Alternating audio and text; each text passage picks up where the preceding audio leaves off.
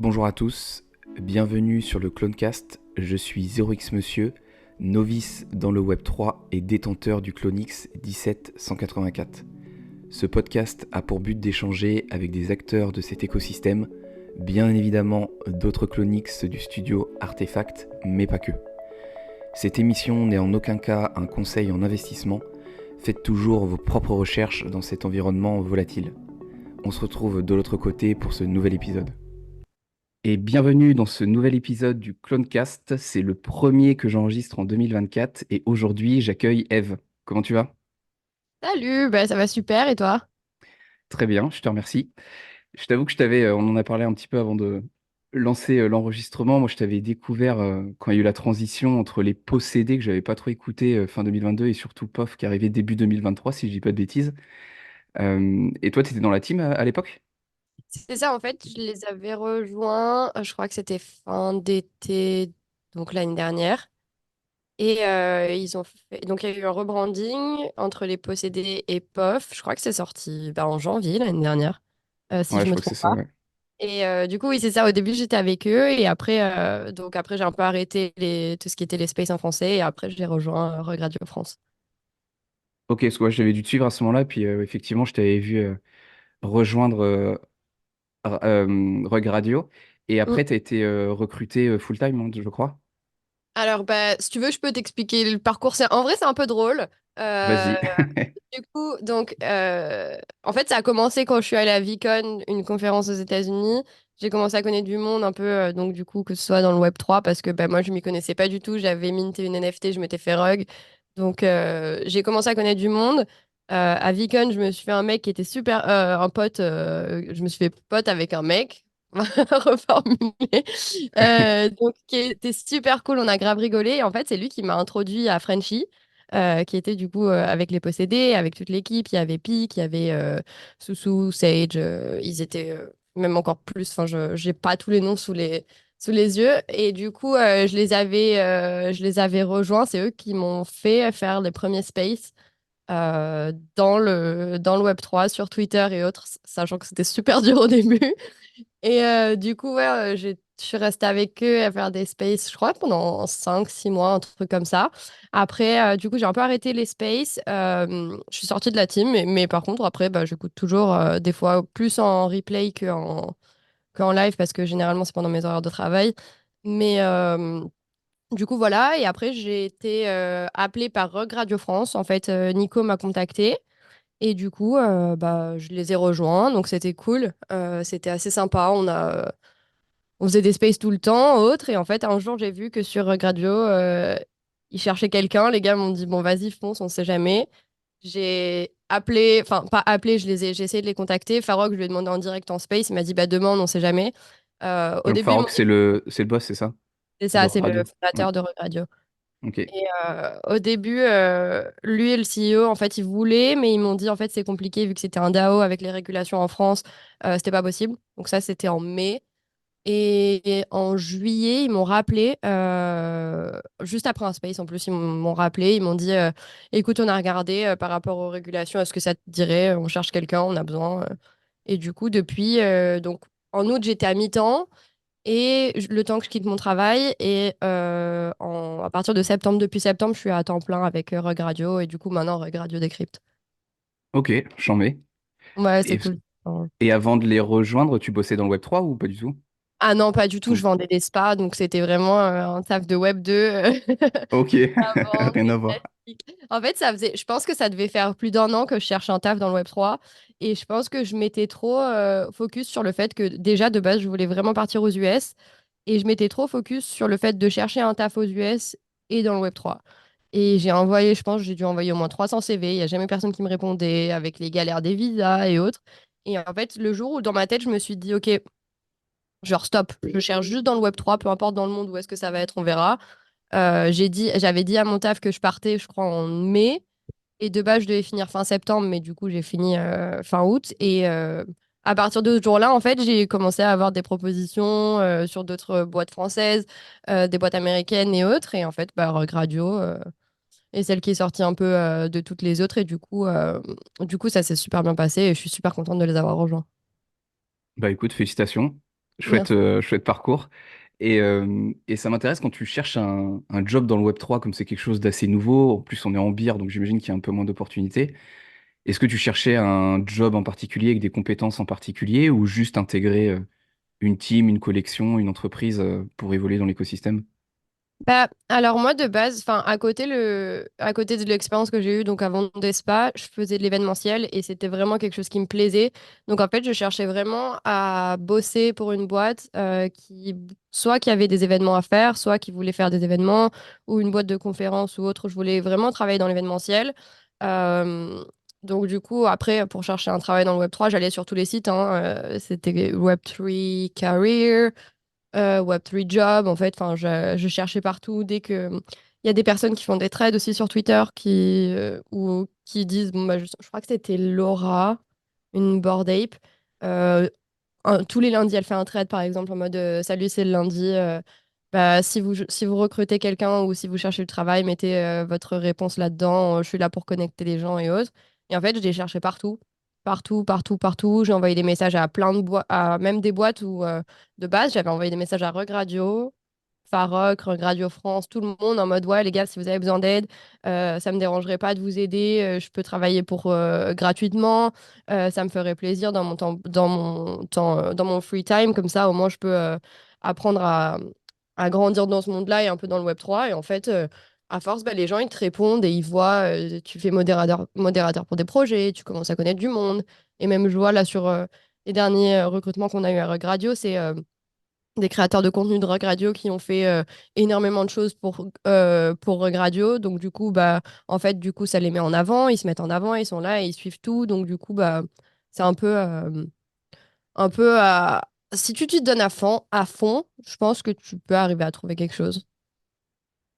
Oui, c'est comme dans tout, hein, le travail paye et il faut pousser des fois les portes qui sont un peu entrouvertes.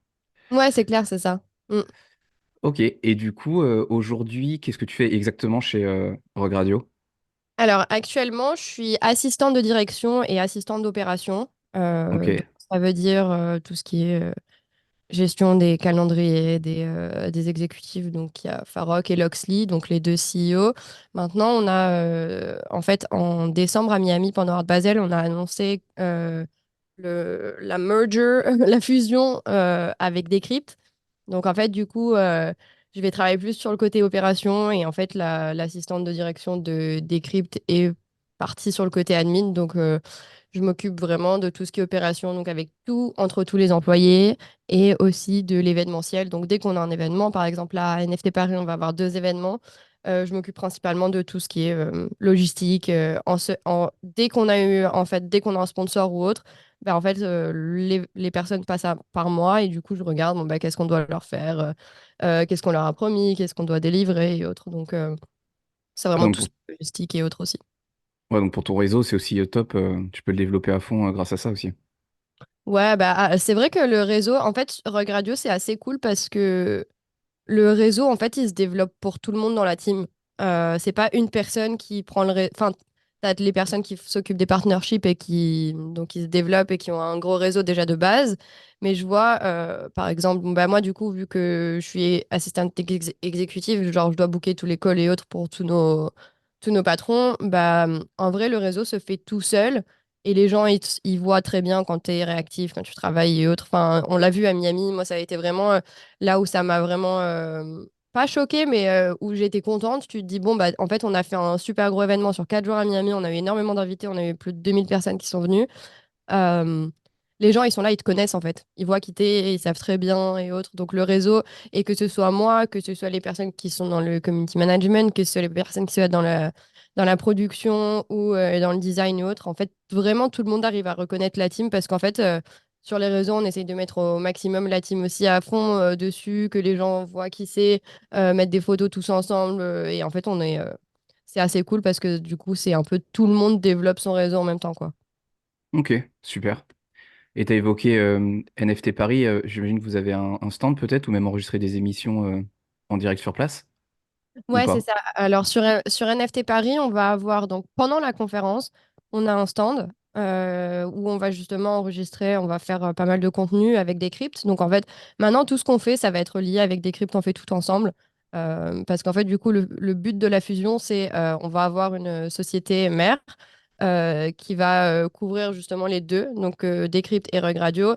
Et le but, c'est que les créateurs de contenu de Rug Radio puissent avoir aussi de l'exposition sur Decrypt et exactement la même chose sur les reporters, les journalistes et autres, et tous sur ceux de Decrypt aussi avoir de la vision sur, à travers Rug Radio. Et en fait, du coup, donc on va avoir un stand là-bas. Donc, et en plus, c'était super drôle parce que l'année dernière, on avait le stand à côté, les deux. Et du coup, on va organiser tout ce qui est création de contenu. On va avoir nos créateurs de contenu, Michaela et Thread Guy, qui viennent avec nous aussi. Farok, on a une bonne partie de l'équipe qui sera là-bas. Et donc, on a un stand sur place avec, où il va y avoir tous les spaces et autres. Et en plus, après, on va avoir deux événements en dehors de la conférence. Ok, top. Top. Et tu l'avais fait l'année dernière, le NFT Paris? Ouais, l'année dernière, j'y Mm. étais, oui. Ok. Et tu vas cette année, du coup, avec ton Taft. Ouais, c'est ça. Bah, du coup, Mm. ouais, l'année dernière, j'étais allée vraiment en découverte parce que je ne savais pas qu'il y avait une conférence NFT Paris avant. Apparemment, il y avait eu quelques années et en fait, bah, j'étais quand même encore. Je crois que c'était. Oui, c'était encore. J'étais encore avec Proof of French à cette époque-là. Oui, oui, j'étais encore avec eux. Et du coup, on avait eu pas mal de places, donc c'était cool. On y était allés tous ensemble, donc c'était sympa. Et là, au moins, bah, là, du coup, oui, je pars en mode travail, mais du coup, ça va être sympa aussi. Et puis en plus, c'est fin février, si j'ai pas de bêtises. Ouais, c'est ça. C'est- C'est le 23. Nous, on fait un événement le 22 et le 24. Et la conférence, c'est le 23 et 24 février. Ok, sachant qu'on enregistre quasiment un mois avant, deuxième Ah quinzaine bah, de, voilà. de janvier. Et le podcast sera déjà sorti. Génial. Bon, bah tant mieux. C'est ça. Ça, Et, c'est- euh, et comme ça suffisait pas, en parallèle de Rogue Radio, du coup, tu as décidé de lancer ton podcast qui s'appelle We Are So Back. Ouais, ça c'est pour un. Bah, en fait, j'ai toujours rêvé de lancer un podcast. Du coup, je me suis dit, c'est maintenant ou jamais. Et tu l'as lancé, c'était quand début? Non, c'est l'année dernière déjà. Il y a Non, non, quelques non, épisodes. je l'ai lancé là. Je l'ai lancé. Alors, je l'ai annoncé fin octobre. Je l'ai lancé la deuxième semaine de novembre. Je crois que c'était le 8 novembre exactement, le premier épisode. Ok, top. Donc, ouais, ouais, En fait, euh, j'ai toujours rêvé d'avoir un podcast, mais je me suis toujours dit, putain, mais c'est galère, il faut trouver un co-host, il faut trouver des guests, il faut faire les trucs en live. J'habite en France, il n'y a personne qui parle anglais.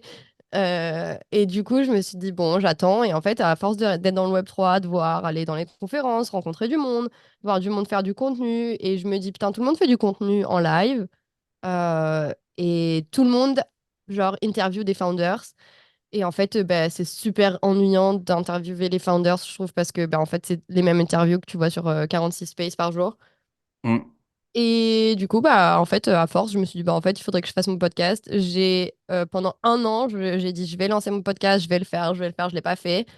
Et fin d'été, je me suis dit, bon, bah, en fait, bouge-toi et fais-le maintenant, sinon tu vas jamais le faire. Et en fait, aussi le fait que Twitter lance vraiment le côté vidéo, longue forme, les vidéos longues, je sais même plus comment on parle en français. Vidéo longue, ouais, ça. Voilà, des longues vidéos sur Twitter et qu'on puisse vraiment pousser ça. Je me suis dit, c'est une expérience, je pense que j'aurais pas autre part. Donc, tant qu'à faire. Vu que j'ai essayé, je suis en train d'essayer de vraiment de monter mon following sur Twitter, d'essayer d'avoir ma petite marque, bah au moins sur Twitter, j'aurai des gens qui me connaissent déjà, qui vont me follow au lieu d'aller les dérouter sur YouTube et ça va changer quoi. Donc ouais, je l'ai lancé novembre, j'en suis au là bah là oui. Donc ce mercredi, j'ai sorti l'épisode numéro 10. Donc Donc, j'essaie t'en d'en fais sortir un un par par semaine, ouais, semaine. c'est ça? Un par Ouais, semaine. c'est ça. Et, euh, et du coup, tu as décidé de créer, enfin, de brander ton podcast parce que sur Twitter, on mettra les liens en description. C'est un compte à part de ton compte personnel. Bah oui, alors ça c'était une très très grande question. Je savais pas trop quoi faire au début. Je me suis dit soit je prends mon podcast et je le mets sur mon compte perso. Mais le problème c'est qu'en fait bah, du coup ce sera le podcast de Eve quoi. Hmm. Euh, et après je me suis dit bon bah en fait je pourrais l'appeler donc de base le premier nom que j'avais trouvé et que j'aimais vachement bien, mais en fait c'était vraiment dans l'optique qu'un jour j'ai un ape et que puisse l'appeler là-dessus et faire du branding avec. Donc c'était Bored But Fancy. Et Ok. j'aimais bien ça. Et après, je me suis dit, mais en fait, j'ai toujours pas d'ape et je compte pas en avoir maintenant. Genre, mes buts avaient un peu changé. Et du coup, j'ai changé et en fait, j'ai trouvé We Are So Back. En fait, je voulais We Are Back où je regardais des trucs et en fait, je me suis dit, oh, We Are So Back, c'est pas mal. Le temps que j'ai pu trouver un gars pour me faire le logo et tous les trucs comme ça. Et après, je me suis dit, en fait, c'est simple, c'est soit je le fais sur mon compte, bah, comme j'ai dit, c'est le podcast de Eve. Et en fait, le nom, il va pas vraiment ressortir. Soit je crée une page. Ce qui est plus compliqué parce qu'en fait, il faut arriver à détourner les personnes et les faire partir sur la page. Euh, mais ça va, je trouve que en fait, j'ai réussi à trouver un petit, on va dire, un mix où en fait, je mets un épisode, enfin, un clip de par exemple 1 minute pour teaser les gens en mode il y a mon nouvel épisode avec cette personne qui va sortir mercredi. Donc, généralement, je le poste le mardi. Et je leur dis, allez sur la page, allez follow la page, machin et tout. Donc, j'essaye de teaser, mais c'est vrai que c'est assez compliqué. Le seul truc qui est avantageux d'avoir sa page, c'est que pour tout ce qui est statistiques, regarder les views, les engagements, les personnes, les followers et tout bah, du coup, c'est vraiment relié au podcast et c'est pas relié à si je vais aller shitposter sur mon Twitter ou autre, quoi. Hmm. Ouais, je comprends. Je comprends. Et tu disais que tu avais sorti du coup le premier épisode en novembre 2023. Mm. Et par contre, quand je vois je suis sur le compte de We Are So Back, tu as joint en septembre 2022. Et du coup, c'est que c'était un autre Ouais. compte ou Bah, en fait, parce que j'ai tu t'es toujours eu. posé la question un an et tu avais déjà le nom. En fait, j'avais un compte qui était, c'était juste un compte en alt account, genre parce que du coup j'avais eu un compte qui était, mon compte il a été banni à un moment de D'accord. Twitter et du coup j'avais ça. Et en fait, quand j'ai rejoint Twitter, que je me suis vraiment mis dans les NFT et autres, j'avais mon compte perso donc qui est Eve et j'avais toujours un compte à côté. Je me suis dit on sait jamais, tu vois, pour tester les spaces, les roadcasters, genre quand je savais pas trop ou autre, ou des fois qu'on faisait des spaces spéciaux, j'avais toujours mon compte à côté qui était en mode, par exemple, une fois, on a fait à la NFT Factory, on avait fait un live avec Rock Radio France et on devait tester les micros, mais voir si ça marchait avec le space. Ben, en fait, c'était toujours mon alt account sur lequel je me connectais et je testais les spaces et j'allais voir, je faisais tous mes tests de trucs et en fait, vu que j'avais 0 follower sur ce compte, ben, en fait, je pouvais faire ce que je voulais et après, je supprimais le space, personne ne le voyait, quoi, tu vois. Donc, du coup, Hmm. c'était vraiment un alt account pour gérer tout ce qui était testing et autres. Et en fait, du coup, bah, après, je me suis dit, bah, tu sais quoi, en fait, au lieu d'en créer encore un autre et d'avoir une autre adresse email, ne pas s'en souvenir, machin, 36 mots de passe, du coup, j'ai pris ce compte-là et je l'ai changé. J'ai tout enlevé, les derniers spaces qui restaient en test ou autre. Et du coup, j'ai mis We Are So Back et j'ai tout rebrandé pour le podcast. Ok, top. Top. Et tu as décidé du coup de partir sur l'anglais bah, pour toucher plus de monde, j'imagine. Ça semble assez évident, mais. Ouais, bah, en fait, j'aime bien le français, ça me dérange pas du tout, mais en fait, je sais pas, c'est vraiment le côté les Anglais, enfin pas les Américains surtout, c'est ceux qui m'ont vraiment fait rentrer dans le space, dans le sens où à Vicon, c'est là où j'ai rencontré le plus de monde, c'est des conférences américaines. Bon, déjà, ça, on peut voir plus de monde déjà. Mais après, je me dis, bon, bah, en fait, c'est là de la manière dont je suis rentrée dans le space. Donc, en fait, tant qu'à faire, bah, j'y vais là-dessus. Et puis, à côté, je suis quand même encore sur Radio France. On avait fait une pause là pendant 4 5 mois. On a rebrandé et on a un show en français. Donc, je me dis, bon, bah, on a un show en français sur Radio France. J'ai mon podcast en anglais. Donc, tant qu'à faire, je pars sur l'anglais. Mais après, c'est vrai que c'est pas tout le temps facile. Mais je pense qu'au moins, bah, tu vois, là, par exemple, la dernière guest que j'ai eue, elle est au Cambodge, tu vois. Donc, je peux aller côté Asie, je peux aller en Europe et je peux aller vers l'Amérique. Donc, du coup, c'est vrai que ça touche beaucoup plus de monde, ouais. Ouais, t'as pas de frein pour aller toucher telle ou telle personne. On est Bah, obligé de parler anglais dans le space.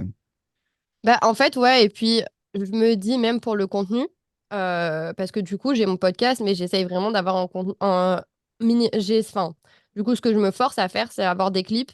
Et vraiment, j'ai un clip qui sort par jour, en dehors de ma vidéo de podcast, pour vraiment alimenter le contenu, que ce soit sur Instagram, TikTok, LinkedIn, Twitter ou autre. Et en fait, je me dis, si je veux toucher du monde et que je veux que les gens ils me voient, bah, en fait, je suis obligée d'être parler anglais parce que si je mets sur mon Twitter, je parle en anglais. À part sur Radio France. Mais donc sur mon Twitter, je parle en anglais. Comment je peux faire si je mets des clips en français, ça va pas trop. pas trop se coordonner, quoi. Donc, du coup, c'est pour ça. Et quand tu dis que tu postes des clips, c'est des clips tirés du podcast que tu vas sortir? Ouais, C'est ça, ouais, ok. c'est ça. En fait, je prends dès que je fais mon podcast, j'ai donc je fais l'édition de la vidéo entière. Après, je fais l'édition YouTube parce que même je mets une vidéo YouTube, mais je mets pas la vidéo entière. Je mets entre 2 et 5 minutes, ça dépend de la longueur du podcast. À la fin de la vidéo, je redirige les gens sur Twitter. Euh, et après, donc les clips, bah, j'en mets un par jour, donc ça fait 6 clips en tout, en dehors du jour où je poste la vidéo, et je programme tout pour que ça sorte une fois par jour, que j'ai un clip qui sort par jour sur tous mes réseaux. Ok. Ok, ouais, c'est la question que je voulais te poser, si tu n'utilisais que Twitter pour communiquer ou diffuser ton podcast, mais du coup, tu publies surtout des clips sur d'autres plateformes. T'es pas sur Bah, Spotify alors, ou j'essaie. Apple Podcast, si? Alors, bah, ça, j'ai pas réussi encore parce qu'en fait, donc déjà de base, je suis pas du tout tout ce qui est éditeur de vidéos, éditeur d'images et autres. Donc j'apprends en même temps. C'est du taf, Euh, hein? À mort, à mort. Donc j'apprends et en fait, donc du coup, quand j'ai lancé mon podcast, j'ai lancé vraiment le podcast sur Instagram, j'ai lancé le podcast sur Twitter, j'ai créé la chaîne TikTok, j'ai créé donc la chaîne YouTube Short. Donc il sort sur Twitter la full vidéo, mais après donc il y a les clips sur Twitter, Instagram, TikTok, YouTube Short. Et là, faut que je le mette sur LinkedIn. J'ai lancé le compte. Enfin, faut que je fasse l'annonce et que je le mette sur LinkedIn. Et je veux le mettre sur Apple Podcast et Spotify. J'ai le compte sur Acast, mais le problème, c'est que je ne sais pas comment extraire le son de ma vidéo. Donc, je suis en train de travailler avec les gens de Rug Radio et je leur ai dit, il faut que vous m'appreniez à faire ça parce que c'est super important, même s'il n'y a pas la vidéo, bah, au pire, tant pis, mais au moins, ils ont l'audio et ça fait aussi une audience supplémentaire. Ouais. Ouais, c'est vrai que c'est un taf. Bon, déjà, sur un réseau, ça prend du temps, mais c'est vrai quand tu essaies de le diffuser sur plusieurs plateformes, c'est presque, ça peut être un job à plein temps. Bah, en vrai, dans le sens où je me suis dit, je fais les mêmes clips pour toutes les plateformes. Donc, en fait, je me suis dit, je vais lancer mes épisodes et à l'épisode 25, je fais les clips et le podcast de la manière dont je pense que c'est bien. Et à partir de l'épisode 25, bah, je fais un retour et je regarde. Ok, les stats, c'est quoi? Qu'est-ce qui marche? Qu'est-ce qui a plus marché? Qu'est-ce qui marche moins bien? Pourquoi ce clip, il a plus marché sur cette plateforme et autres?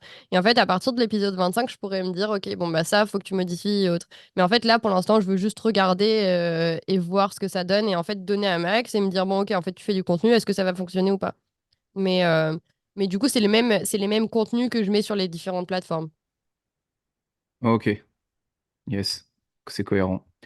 Ça marche. Ouais, du coup, tu disais sur les Bored Ape, ouais, tu voulais pas être attaché En fait, à du une coup, PSP. ce qui m'a bloqué, enfin pas bloqué, mais oui, je me suis dit en fait, ça sert à rien de s'attacher à une PFP parce que peut-être un jour tu vas devoir la vendre. Des fois, on peut acheter une NFT, mais il suffit qu'un jour tu sois en galère et que tu as une NFT de valeur, bah, du coup, bah, tu vas la vendre pour sortir de la galère ou autre. Donc, je me suis dit en fait, ça sert à rien de s'attacher à la PFP. Autant faire mon podcast avec ma brand et de toute façon, moi, je suis totalement Dux, donc j'ai pas besoin d'avoir la PFP devant moi pour parler aux gens. Donc, en fait, c'était vraiment un accessoire pour aider sur le branding, quoi. Et du coup, après, oui, j'ai totalement changé, tout modifié, et du coup, voilà, quoi. Ouais, bah, c'est un peu la question que je me pose, parce que moi, j'ai démarré du coup avec un clone, je vais m'appeler le podcast le Clonecast. Mais en fait, comme la collection, bon, elle est quand même pas au mieux c'est depuis plusieurs mois. Et je me suis dit, bah, si demain, imaginons ça va à zéro, en fait, il n'y a pas vraiment d'intérêt à garder ce branding-là. Et en fait, il faut repartir à zéro. Donc, je pense que ça peut être un peu risqué si on mise pas sur la bonne collection, bah, d'attacher son branding à une collecte en particulier. Bah après, je pense que ça dépend. Tu vois, par exemple, moi, au début, j'avais mon Red Guy, je l'avais partout. Et moi, je pense que ça dépend de l'attachement que tu as à ta PFP et de si tu veux ou pas. Tu vois, le fait que tu t'aies appelé ton podcast Clonecast, moi, je trouve ça cool parce que ça change. Euh, Après, bon, si la collection elle va à zéro, bon bah c'est pas grave, tu peux toujours avoir ton personnage, il va pas disparaître quoi, à part si ils font un gros rug et qu'ils suppriment les métadatas, mais bon, je pense pas que ça arrive ça quand même un jour. Donc, en vrai, moi, je trouve ça cool. Moi, c'est juste que j'ai préféré, du coup, changer.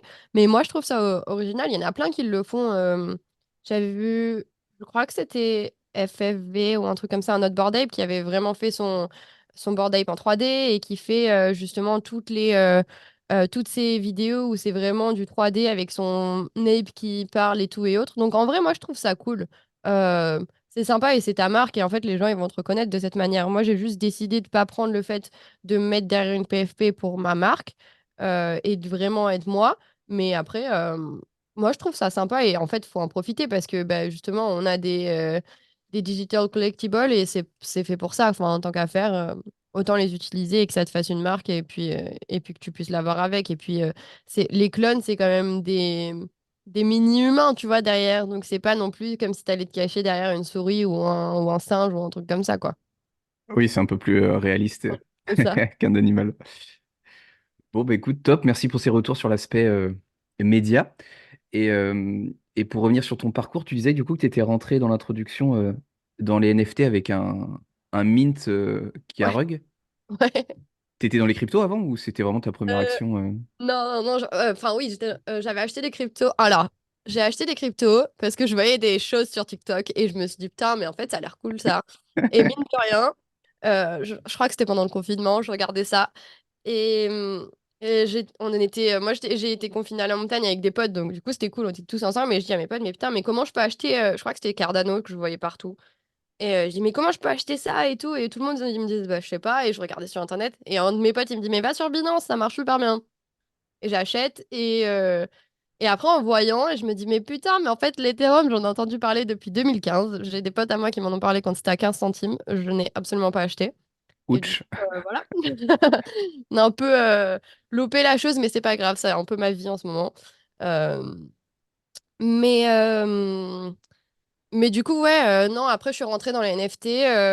En fait, je suis rentrée en crypto, donc c'était quoi, Covid, donc 2020. Et été 21, j'ai un pote à moi qui me dit, oui, j'ai des potes, ils lancent ça, tu devrais regarder. Je dis, ah, franchement, trop galère, laisse-moi sur les blockchains avec les cryptos, ça suffit. C'est déjà assez galère de découvrir des nouvelles blockchains. Et bah, j'aurais pas dû. J'aurais dû l'écouter et regarder les collections. Et j'en fais peut-être plus dessous. Mais du coup, oui, je suis rentrée comme ça. Et fin 2021, j'ai vu des Français qui avaient fait une collection et qui étaient partout sur Instagram. Tout le monde en parlait. Je sais pas si tu connais, c'était Alien Secret Society. Non, là, ça me dit rien. Ok, donc c'était des Français bah, qui étaient de là d'où je suis, hein, du sud de la France, pareil. Et ils avaient collaboré avec Starino et Younes Benjima, si je me souviens bien, oui, c'est ça. Et ils avaient la collection, machin et tout. Il y avait une des filles que je connaissais qui bossait avec eux. Donc, du coup, elle m'a dit, bon, bah, c'est bon, t'es whitelisté, machin. Et du coup, j'ai commencé à aller minter cet NFT qui m'a coûté une blinde. Je crois que ça avait dû me coûter 1000 balles en tout. Vu que c'était l'Ethereum, il était assez cher et le prix du mint. Plus les gas fees qui étaient super énormes. Et en fait, du coup, j'ai minté cet NFT. Et en fait, bah, la collection, elle est toujours là. Mais les fondeurs, ils sont à Dubaï en train de vivre leur best life, quoi. Ouais, donc dur rentrer en matière. Ouais, dur rentrer en matière. Bah, au début, en fait, j'y ai cru sur cette collection, je te jure, je pense pendant un an. Je me suis dit, ah, mais c'est bon, t'inquiète, c'est un club, ça va être tranquille. Ils essayaient de refaire un truc en mode board ape, nanana. Et puis après, je me suis toujours dit, de toute façon, je peux m'y prendre qu'à moi, j'en ai rien à foutre. S'ils veulent kiffer Dubaï, qu'ils kiffent Dubaï, j'en ai absolument rien à foutre. C'est ma faute, c'est moi qui suis rentrée, qui ai voulu y croire et autres. Mais ouais, je suis rentrée avec un petit rug et après. Mine de rien, ça m'a fait quand même connaître, tu vois, tout ce qui est Discord, tous les autres projets, rentrer sur d'autres projets, rencontrer du monde et autres. Donc, je suis rentrée par un rug, mais bon, ça m'a quand même fait rentrer dans un écosystème où maintenant je vis de cet écosystème. Donc, je me dis, c'est un mal pour un bien, quoi. Et d'ailleurs, tu vis du coup dans cet écosystème avec un taf dans le Web3 et t'es rémunéré comment? T'es rémunéré en crypto ou en fiat? Non, je suis rémunérée en Ouais, fiat. en fiat, ouais. Ok. Au début, j'étais rémunérée en crypto, mais après, en vrai, de toute façon, c'est la même chose, hein, que tu sois. Enfin, si c'est de la crypto, c'est du stablecoin. Donc, mais maintenant, je suis rémunérée en fiat et en vrai, je préfère parce que ça met un peu de temps de transférer l'argent des exchanges au compte en banque. Et au moins, ma banque m'emmerde moins parce que c'est vrai que les banques françaises, elles sont pas trop pro crypto ou autre. Parce que si t'étais payé en crypto, en fait, après, tu l'échanges en fiat et il faut que tu le déclares. Ah bah de toute comme façon, dans tous revenu les cas, finalement. c'est mon travail, donc je suis en Ouais, auto-entrepreneur ok. avec eux. Pour l'instant, après, je vais passer employé quand on aura la fusion qui sera totalement terminée. Mais non, en fait, 'fin, dans tous les cas, je déclarais même en crypto mon Hmm. travail. Donc, parce qu'en fait, les gens disent ouais, en crypto, machin et tout, mais en fait, ça dépend de dans quelle société, dans quel monde tu veux bosser. Si tu veux bosser au black, oui, c'est sûr, bon, bah, tu vas bosser en crypto, machin et tout, mais par contre, après, t'es dans la merde parce que tu peux pas sortir l'argent si tu bosses au black, en fait. Hmm. Et du coup, bah, en fait, dans tous les cas, tu es obligé de déclarer. Donc, du coup, ouais, moi, j'ai fait vraiment. En fait, c'est vraiment en auto-entrepreneur, sauf que, en fait, bah, l'argent arrivait sur mon wallet et je le transférais sur mon compte en banque, quoi. Mais Ouais, c'est ok. juste, en fait, tu as les banques, elles sont un peu plus reloues, en mode oui, on sait pas trop d'où ça vient, machin et tout, alors que même si tu leur montres, j'ai un contrat et tout, hein, même si je leur montrais le contrat, ils étaient un peu relous. Donc, c'est vrai que C'est du plus coup, simple. c'est plus simple en fiat et au moins c'est direct sur mon compte en banque. Ok, ça roule. Et pour revenir sur les collections NFT, du coup, pendant longtemps, tu as eu une PFP Rect Guy, c'est ça? Oui. Et il y a des collections du coup qui t'ont marqué, dans lesquelles tu t'es investi plus que d'autres, et pourquoi? Sur les mois passés. Bah alors, cette PFP, en fait, moi enfin, j'ai eu énormément de chance sur des PFP parce que j'ai eu pas mal d'NFT qui m'ont été offertes ou j'ai gagné en giveaway. Donc, par exemple, j'ai commencé la première collection sur laquelle je me suis vraiment investie, c'était VeeFriends, parce que je trouvais ça énorme et en fait, j'ai reçu le ticket, donc qui était une NFT. La première, je l'ai eu en airdrop en giveaway. J'ai eu deux autres NFT de VeeFriends aussi en giveaway. Et après, Red Guy, j'étais modératrice pour MetaWin.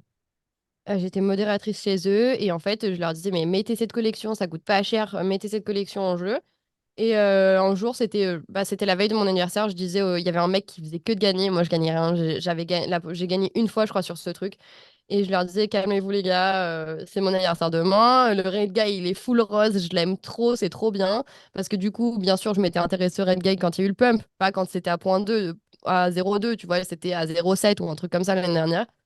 Et du coup, voilà. Et en fait, un des gars, il a dit, le gars qui gagnait tout le temps, il m'a dit, bah écoute, c'est ton anniversaire et que je le gagne, bah je te l'offre. Et en fait, du coup, il a gagné, il me l'a offert. Et du coup, j'ai dit, bon, bah Stylé. trop cool, quoi. Et en fait, je suis rentrée dans cette communauté et c'est vrai qu'elle est assez cool. Enfin, en fait, pour comparer VeeFriends et Red Guy, VeeFriends, c'est vraiment des fans de Gary Vee. Et moi, je serais toujours pas redevable, mais je sais plus comment on dit en français, grateful. Euh, Merde, j'ai perdu la traduction. Mais en fait, tout le contenu qui sort Gary Vee, c'est énorme. Et en fait, je soutiendrai toujours ce qu'il fait, même si des fois, bah, il y a des gens qui disent que il a pris pas mal d'argent de gens et autres sur les NFT. Mais bon, il a sorti des choses quand même énormes. Et le contenu qu'il fait, bah, ça m'a motivé à sortir mon podcast, ça m'a motivé à aller dans les NFT, ça m'a motivé à partir genre vraiment de mon job et autres. Donc, c'est vraiment quelque chose qui me plaît. Donc, VeeFriends, je dirais, c'est vraiment du contenu, enfin des personnes qui soutiennent Gary Vee, c'est la communauté de Gary Vee, alors que Red Guy, c'est une communauté qui a été créée par OSF et Mendo. Elle est énorme, elle est trop bien. Les gens sont complètement tarés, ils sont fous. Donc, tu as des Total Degen, tu as des personnes qui sont businessmen, enfin, t'as beaucoup d'entrepreneurs, mais après aussi, c'est le fait, c'est tout le monde rigole, tout le monde kiffe, ils ont un truc de même, il y a une compétition de même tous les jours où t'as tout le monde qui rigole et en fait, on peut troller tout le monde. À un moment, tu vas troller OSF, à un moment, tu vas troller le mode, à un moment, moi, et pendant cet été, je crois que j'avais fait pas mal de mèmes avec eux et cet été, il y avait un gars qui faisait, il y avait un jour sur deux, c'était lui ou moi qui gagnait pendant 2 semaines. Et ben, on se trollait, mais à mort, tu vois, et enfin, c'est trop drôle. Et en fait, moi, cette communauté, elle m'a fait vraiment évoluer. Et en plus, bah, du coup, connaître un peu plus Rock Radio, quoi. Parce que du coup, vu que j'étais super active et qu'il n'y a pas énormément de filles qui sont actives chez les Red Guys, OSF et Mendo, qui sont les co-hosts de Farok dans son show, bah, du coup, ils me connaissaient aussi et ils ont vu que j'étais là et autres. Et donc, du coup, enfin, ça a aussi un peu aidé sur mon recrutement à Rock Radio. Ok. Ok, ouais, donc c'est vraiment les deux grandes communautés dans lesquelles tu étais investi. Ouais. Et en étant investi quand même dans le space à travers différentes communautés NFT, différents médias que tu as pu rejoindre ces derniers mois. J'imagine en plus que tu dois être sollicité encore plus par les news quand tu te renseignes, etc. Donc tu dois voir énormément de projets passés, de collections, etc. Est-ce qu'aujourd'hui tu continues d'investir comme avant, te positionner dans les collections? Est-ce qu'il y a trop d'infos et du coup tu es sous l'eau? Est-ce que sinon ça t'ouvre des opportunités pour faire des bons moves? Parce que moi je t'avoue que c'est un sujet, s'organiser dans le Web3 pour suivre l'info, c'est un peu galère. Alors, ça va dépendre ce que tu fais et autres, mais en fait, c'est moi. Il faut savoir que je passais là un peu moins, mais je le fais en fait quand je travaille. Je mets toujours, avant, je mettais toujours de la musique. Donc, dans mon travail l'année dernière, par exemple, j'ai shifté de la musique au space. Donc, c'est-à-dire que j'avais le droit d'avoir des écouteurs à mon taf et d'écouter ce que je voulais, donc tant que mon taf était fait. Euh, donc, du coup, je passais mes journées à écouter des spaces pendant mon taf. Et en fait, ça m'a appris plein de choses, fait rencontrer énormément de monde parce que je parlais pas spécialement sur les spaces. J'écoutais juste ce qui se passait. J'avais un genre de programme journalier. Je savais que le matin, si je commençais à 8 heures, bah, j'écoutais un space et jusqu'à ce que je finisse mon taf, c'était 18 heures. Bah, du coup, j'écoutais des spaces. Là, depuis que je suis à Regradio, j'ai un peu moins fait parce que je suis beaucoup plus en call. Mais, euh, mais je continue à le faire et moi, je trouve que moi, les plus gros alphas que j'ai eu, que j'ai vu, ça a été sur des spaces parce que tu as des personnes qui arrivent qui vont parler d'un truc pépé. Le shitcoin, je me rappelle, j'étais sur un space. Je crois qu'il était 7 heures du mat, un truc comme ça. J'écoute le space, un mec qui parle de PP, le market cap, il était même pas à 10 millions. En fait, c'est que des trucs comme ça. Et donc, moi, je dirais que les infos, je les ai toujours eues sur les spaces. Euh, de travailler à Rug Radio, ça m'a pas du tout apporté des nouveaux alphas ou autres. Ça m'a juste parce que, enfin, ouais, non, ça m'a juste ouvert encore plus à la communauté et permis de connaître encore plus de monde. Mais après, en fait, ce qui m'a vraiment aidé, c'est le fait d'être sur des spaces, participer. Et après, bon, j'ai rencontré aussi une fille qui s'appelle Mika, qui est une des créatrices de contenu pour Radio. Elle m'a énormément aidé dans tout ce qui est développement, rencontrer du monde, ajouter dans des groupes. Parce qu'en fait, si tu... Je l'ai supporté depuis 1 an, ça fait 1 an que je la supporte à fond. Et du coup, enfin, ça m'a aidé, elle m'a fait rencontrer du monde, tu rencontres des gens et après, essayer d'aller sur des spaces et parler avec le monde. Mais je pense que c'est la chose la plus. Ouais, c'est ça qui m'a aidé le plus sur voir les collections, aider et autres. Et après, rester sur la timeline. Tu vois, par exemple, là, il y a eu le mine de Ninja Alert. Ninja Alert, j'ai réussi à voir la pré-sale parce que je regardais ce qu'il y avait sur le timeline. J'ai vu des gens faire des vidéos avec des pizzas, en bouffant des pizzas. Je me suis dit, putain, mais c'est quoi ça? Bah, du coup, j'ai regardé. J'ai essayé de grind. Il y avait personne qui voulait faire un Discord call avec moi. Du coup, j'ai changé. J'ai fait une vidéo en bouffant des pizzas avec mon chien et celui de mon frère. J'ai eu un message de Trevor directement, il m'a dit mais c'est trop cool et tout, bah c'est bon, t'as la pré-sale, tu vois. Enfin, en fait, c'est vraiment, il faut les chercher, je pense que ça vient pas à toi. Après, c'est sûr que tu peux, comme ils appellent ça, les cabales, tu peux avoir un groupe chat qui peut t'aider et autres, mais j'ai jamais eu un groupe chat qui m'a dit bah tiens, prends ça, tu vas faire des sous. Non, c'est franchement, je regarde, je cherche. Et t'as peut-être tes potes, ouais, des fois, j'ai des potes qui vont dire, ouais, bah moi j'ai investi sur ça, ou j'ai des whitelists pour ça, si ça vous intéresse, machin et tout. Mais franchement, je fais pas partie des gens qui ont tous les, tous les alphas et tous les trucs avant. Ça, je pense que c'est les grosses personnes, les gros influenceurs. Mais du coup, ouais, non, je pense que toutes les infos, je les ai. Les spaces, c'est cool, tu vois, parce que t'as les gros spaces comme ceux de, par exemple, Farok ou Nifty Portal, ouais, ou qui eux sont déjà des gros spaces et des gros. Moi, enfin, je les compare un peu, tu sais, comme les grosses compagnies qui sont implantées, ils ont leurs choses, ils ont leurs trucs. Mais après, tu as les plus petits spaces où tu as tout le monde qui peut parler, comme par exemple Pingu qui fait son Across the Pond, même s'il a énormément de personnes à l'intérieur. C'est des spaces où tu peux aller communiquer. En fait, tu montes sur stage, tu parles avec les gens, c'est normal, tu peux avoir une discussion logique. Et en fait, du coup, au fur et à mesure de ces discussions, bah, t'en as un qui va apporter une info. Ah bah les gars, regardez, j'ai vu, il y a ça. Oh bon bah regardez, on en parlait de ça. Et en fait, après, en ayant connu ces gens-là, ils t'ajoutent dans des groupes chat, tu parles avec eux, et après des fois, bah voilà, la personne qui va dire bah j'ai vu, il y a un mine sur Solana, ça va être ça. Peut-être qu'une autre personne, elle va dire bon bah les gars, j'ai trouvé un truc sur Ethereum, regardez, moi j'ai investi sur ça, mais voilà, après tout le monde sait que c'est NFA et puis on regarde, mais je pense que ouais, c'est les spaces les plus, là où j'ai eu le plus d'alpha. Ok. Et pour t'organiser, tu te crées des listes sur Twitter ou c'est un truc que je n'utilise pas trop? Ou pas Pour forcément? regarder par exemple, Ouais, euh, si, pour classer un petit peu, je sais pas, par exemple, t'as une liste sur ETH, une liste sur Sol ou une liste des mecs influents des États-Unis. ah non, bah en vrai, j'ai pas, alors je sais, enfin, je m'organise pas du tout dans ce sens-là. Non, en fait, je reste sur, vraiment, je reste sur Twitter et je reste sur mon timeline. Je fais juste attention à qui je suis et j'essaie de voir en fait. Bah, en fait, tu te souviens des noms, tu vois, quand tu vois les personnes 10 fois et qu'il a dit le mec pendant 10 fois il t'a envoyé des bons trucs, bon bah tu te dis bon en fait du coup lui je vais faire plus attention à son profil ou sinon j'ai les notifications sur les personnes que je veux vraiment suivre. Mais sinon je fais pas de liste parce que en fait ça me plaît pas trop de changer de timeline et autres. Et puis en plus les listes elles sont les trois quarts elles peuvent être publiques en fait donc du coup je me dis pas j'ai pas trop envie que les gens ils reçoivent une notification en mode salut elle te stalk. Tu vois. Ouais, je vois, je comprends. Euh, donc du coup voilà, mais ouais non non j'ai pas de liste. Je pense que c'est le suivi et en fait quand tu as vraiment envie de suivre une personne, bah, tu te souviens de son nom. Et après il y a peut-être que j'en oublie, hein, tu vois. C'est peut-être aussi mauvais de pas faire de liste et de pas s'organiser de cette manière, mais ouais j'ai pas trop d'organisation là-dessus. Ok, ça roule. Bon, je ne l'utilise pas encore, donc pas de retour non plus dessus, mais c'est vrai que il y a vite beaucoup de choses et à suivre, c'est pas forcément évident.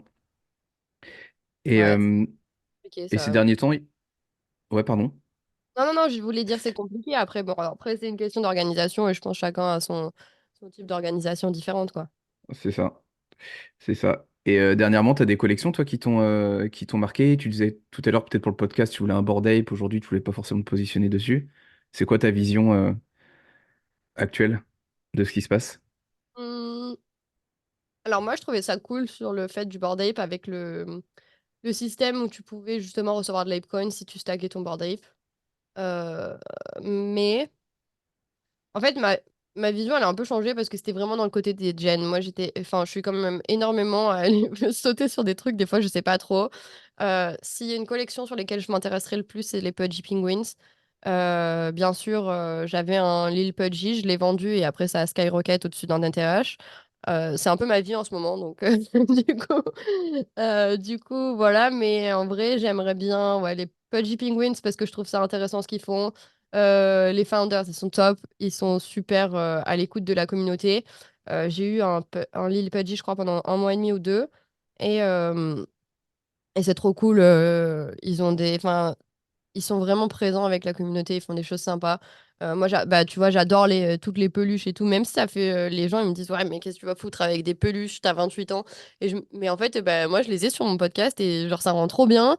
Ils sont cool.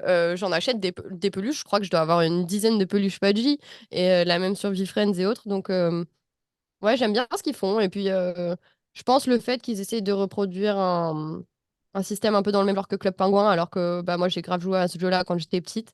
C'est cool, ça change. Et bah, ouais, je pense que c'est la collection que je regarde le plus en ce moment même. Après, sinon, il y a des petites collections en mode pour s'amuser, rejoindre un club ou un truc comme ça. Mais sur une des collections qui est quand même assez avec un floor price qui est quand même assez important, je dirais Pudgy Penguin. Et après, bon, bah, le Grail du Grail, le jour où j'aurai de l'argent à mettre là-dedans, ce serait un punk, mais bon, j'ai absolument pas 150 000 euros à mettre dans une NFT actuellement. Pas encore, pas encore. Ah, bah, j'espère un jour, mais bon, après, on verra. Peut-être en farmant ces airdrops et autres, ça pourra peut-être un jour venir, mais, Ah, c'est vrai que mais c'est un peu la méta. Ça aussi, il y en a partout. Il faut s'organiser pour faire les airdrops. C'est assez incroyable. ouais, bah Tout ce qu'il y a à après, faire. j'en ai pas fait encore énormément. J'en avais fait juste un, mais je pense qu'en vrai, c'est cool. Et en fait, on en parlait, je crois que on en parlait avec dans le Rock Radio France. Ce qui est intéressant, c'est que ça permet d'avoir plus de liquidité dans le space sans avoir à mettre ton argent que tu gagnes avec ton travail, quoi. Donc, Hmm. Ouais, c'est clair. Ouais. Ok, eh ben écoute, top. Et toi, c'est quoi ta vision de cette année sur le space en général ou dans ton travail avec Rug Radio, avec un cycle haussier qui se dessinerait? J'en parle toujours au conditionnel, on n'a pas de boule de cristal. Mais comment tu penses que tout ça va évoluer avec peut-être beaucoup de nouveaux entrants, beaucoup de liquidités? Moi, je pense que on n'est pas encore dans le bull run. Il n'arrivera pas demain. On n'aura pas une masse adoption dès demain non plus, parce qu'on n'est pas prêt. Je pense que les gens sont pas encore prêts à rentrer dans le space, à être responsables de la manière dont en fait le Web3, crypto, NFT euh, nécessite d'être responsable. C'est-à-dire que tu vas envoyer de la crypto à une mauvaise adresse, t'es mort. Crypto, tu la retrouves pas. Tu vas connecter ton lien, tu vas connecter ton wallet à un mauvais site, tu peux tout perdre du jour au lendemain. Je pense qu'on n'est pas prêt pour ça. Donc après, je pense que c'est bien le fait qu'il y ait eu les ETF. C'est très bien, ça ramène du monde dans le space, ça va ramener de la liquidité. Mais moi, je pense que cette année, ça va être intéressant. Je suis pas du tout dans le genre à regarder les charts. Je sais absolument pas regarder les charts, donc je peux pas te dire je pense que le Bitcoin, machin et tout. Je sais pas. Mais je pense que on a des facteurs qui avancent, qui permettent de ramener du monde dans l'écosystème. On voit que il y a des grosses marques qui étaient dans le space qui s'en vont, il y a des grosses marques qui reviennent, il y a des grosses marques qui essayent de fonctionner, qui essayent de travailler avec le space. Donc, ça va être intéressant. Moi, je pense que les personnes doivent vraiment juste apprendre à être responsables sur ce qu'ils font. Et voilà quoi. Mais après, c'est vrai que c'est compliqué de savoir qu'est-ce qui va se passer, comment sentir l'aine. Et tant qu'on n'a pas un autre crash comme FTX, j'ai envie de dire c'est cool, tant mieux, ça rassure. Mais après, on ne sait pas ce qui peut se passer, quoi. Donc, s'il faut, demain en France, ils peuvent nous interdire les cryptos. S'il faut, demain aux US, ils peuvent avoir un autre crash. Enfin, en fait, on ne sait pas trop ce qui peut se passer. Donc, en fait, il faut se préparer, je pense, un peu à tout. Moi, j'aime bien. Enfin, tout le monde me dit, ouais, franchement, t'abuses. Moi, j'aime bien quand ça rebaisse et parce que du coup, bah, je peux continuer à investir. Je dis, franchement, vous êtes tous là en mode, ouais, c'est le bear market, machin et tout. Et je dis, franchement, moi, je suis trop contente, quoi, parce que bah, du coup, ça me permet d'acheter des cryptos au prix que bah, je pouvais. J'en aurais beaucoup plus à un prix plus bas que si le Bitcoin il était encore à l'all-time high, quoi. Donc, du coup, voilà. Ouais, c'est un peu la vision que j'ai sur le... Bon, le vrai bon coup que j'ai fait, c'est que j'ai accumulé du Solana toute l'année 2023. Donc Ah, c'était bah, plutôt un ça, bon c'est move. bien. Mais c'est vrai que quand tu le vois à 100 balles alors que tu l'as eu à 20 ou un peu moins, bon, t'aimerais bien qu'il y ait une autre baisse pour réaccumuler, ça c'est clair. Bah, moi, comme dans ces moments-là, je me dis, bon, c'est toujours mieux que les 250 balles ou les 300 balles quand c'était à l'all-time high, tu vois. Oui, aussi, ouais. Et je suis d'accord. Je suis d'accord. Totalement. Après, bah voilà, de toute façon, ça arrive, hein. Et puis, on sait qu'il y a, bon, bah, Solana a remonté. Bon, bah, peut-être qu'un autre jour, ça va redescendre un peu. On sait jamais. C'est ça. L'avenir nous le dira. Exactement, c'est ça.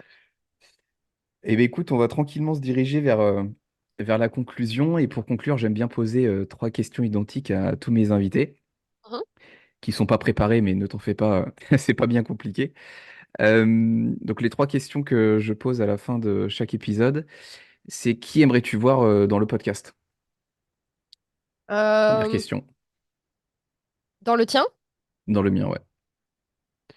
Bah après, je pense que ça dépend le type de contenu. Parce que toi, du coup, tu interviews beaucoup en français, c'est ça? Pour l'instant, je fais exclusivement en français, ouais. J'avais, en gros, j'ai trois cibles. Des holders de clones, Mhm. même si tout le monde n'a pas la banane dans la collection en ce moment. Des joueurs de Stephen, bon, le Move to Earn très connu, parce que j'y joue depuis pas mal de temps maintenant. Et après, c'est des builders de l'écosystème, comme toi, par exemple, Frenchy, que j'ai pu recevoir, Monsieur Rabbit, etc. Bah, je dirais. Bah, du coup, si c'est du français, et après, bon, bah, en builders et autres, moi, je dirais, bah, le but, ce serait Asher, ce serait trop cool pour toi, ça, je serais super contente pour toi. Mais après, en français, en en français, bah, après, en créateur de contenu, tu as tout ce qui est John Carp. Tu as Rémi, ceux qui font le NFT Morning. Euh, Il y a énormément de Français. Après, si tu as besoin Hmm. d'avoir Farok dessus, on peut toujours le demander. Parce que Farok, il est français. Ouais. Euh, ouais, je sais. Après, je sais pas Bah, trop. En bah, français, déjà, bah après, dans les clones, t'as Benito qui est français. Donc, ouais, j'ai tagué dans un post hier, hein. On verra plus tard, je pense. ouais, je l'avais demandé de. J'avais été en contact avec lui pour justement qu'il vienne sur Regret de France, mais il m'avait dit en fait, je peux pas faire des spaces tant que on fait pas d'annonce en fait, parce que du coup, bah, les holders vont trouver ça pas très juste d'aller sur un space en français parler de la collection alors que je parle même pas de la collection en anglais, quoi. Ouais, il marche un peu sur des œufs en ce moment, donc faut faire gaffe, ouais. Oh, bah, tu m'as déjà donné pas mal de noms. Je te remercie. Euh, Si, bon, t'as un peu donné la réponse, je pense, pendant l'épisode, mais si tu avais un budget illimité, quel NFT tu t'offrirais? Le punk. Il y en a un en particulier que tu as déjà repéré ou pas? Peu Alors, importe. je t'avoue que non, pas trop. Bon, ce serait un punk avec des traits féminins, justement. J'aime bien ceux qui ont les cheveux roses. Ouais. Mais, mais après, non, je sais pas, juste un punk avec des traits féminins qui me plaît. Parce que, en fait, autant des fois j'achète des NFT, j'en ai rien à foutre, je regarde pas trop, je prends vraiment au floor et je me dis, bon, tant mieux. Mais je pense que si j'ai un punk, c'est vraiment, je regarderai, je ferai attention aux traits. Parce que c'est quelque chose que je garderai, quoi. Yes. Oui, celui-là, normalement, on le garde un moment, si on en a un. Après, c'est comme je dis à tout le monde, on en parlait avec mes patrons, c'est en mode, il faut que est-ce que si t'achètes un punk, il faut que tu te mettes un seuil de prix, tu vois, s'il atteint ce prix-là, est-ce que tu vas te dire, bon, bah, si j'achète un punk et que je l'achète 300 000 balles, mais qu'un jour j'ai une offre à 4 millions parce que c'est le bull run, bah, faut se mettre un but, tu te dis, bon, bah, 4 millions, c'est Ouais. pas 300 000, quoi, tu vois, ça fait quand même quelque chose. Donc, soit t'en as pas besoin, bon, bah, ok, mais je pense que, enfin, si t'es pas non plus super riche, bah, c'est jamais, quoi, tu vois. Donc, c'est mix. Donc, mais je me dis, tant qu'à mettre autant d'argent, si un jour j'ai de l'argent à mettre là-dedans et si j'en ai autant, bah, c'est vrai que je prendrais quelque chose qui me plairait, quoi. Hmm. Ok, cool. Et dernière question, c'est si tu avais un conseil à partager aux auditeurs, quel serait-il? En rapport avec le space plutôt. C'est drôle, je la pose aussi. Il y a tout le monde qui la pose cette question sur les podcasts. Ah ouais? Ouais, moi aussi je la pose. Je dirais, bah, en fait, faites des recherches, regardez, engagez avec les gens. Moi, c'est vraiment ce qui m'a aidé, genre être reply guy, parler avec les gens. N'hésitez pas à poser des questions en fait, parce que les gens des fois n'osent pas poser des questions et en fait ils se trompent ou ils font des erreurs et autres. Donc vaut mieux poser des questions et prendre le temps. Moi je sais que des fois j'ai des personnes par exemple qui m'envoient des messages et qui me disent oui, je suis nouveau dans le space, machin et tout, tu me conseillerais quoi? Bon, je fais aucun conseil en investissement, mais tu vois, si tu lui dis bon bah écoute, tu devrais regarder sur un échange centralisé, tu vas dessus pour tout ce qui est NFT, fais attention. On sait qu'OpenSea, il n'y a pas tout le monde qui kiffe, mais bon, pour les débutants, moi je trouve ça vraiment cool. Tu peux regarder, tu peux voir les collections et autres. Donc, ouais, je dirais faire des recherches, prendre son temps, toujours faire attention sur quoi, sur ce que vous allez signer en transaction. Il y a des tools maintenant qui sont faits pour, comme Pocket Universe, Wallet et autres, qui sont là pour vérifier les transactions. Donc, en fait, faire attention, ouais, prendre plus de temps avant de signer quelque chose. Faire attention aussi aux messages que l'on peut avoir parce que bah, du coup, il y a énormément de scammers. Moi, par exemple, il y a des personnes qui nous disent qu'ils bossent avec nous chez Regradio et Decrypt, mais en fait, ils sont pas du tout dans la team. Donc, plein de choses comme ça, en fait, faut faire vraiment attention. Poser des questions, euh, pas minter n'importe quoi à gauche, à droite. Et en fait, surtout si c'est nouveau, bah, investir de l'argent en fait, si tu le perds, c'est pas grave, quoi. Qui Hmm. va pas changer ta vie.